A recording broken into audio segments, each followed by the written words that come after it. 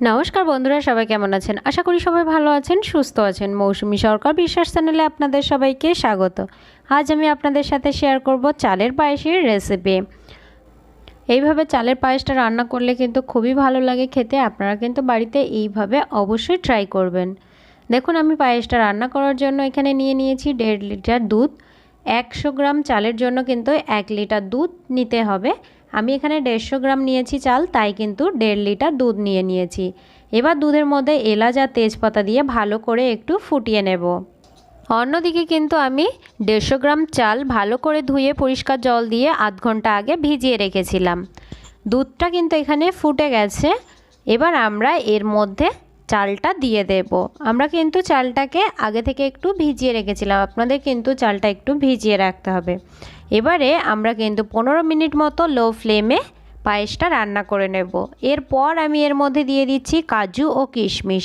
আমি এখানে পরিমাণ মতো কাজু আর কিশমিশ দিয়েছি, আপনারা নিজেদের পরিমাণ মতো দিয়ে নেবেন। এটা দেওয়ার পর আরও 5 মিনিট লো ফ্লেমে আমরা কিন্তু পায়েসটা রান্না করে নেব।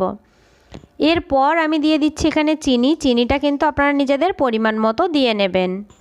আমি এখানে প্রায় 150 গ্রাম মতো চিনি দিয়েছি। আমি কিন্তু একটু মিষ্টিটা বেশি দিয়েছি, আপনারা চাইলে কিন্তু মিষ্টির পরিমাণটা একটু কম করেও দিতে পারেন।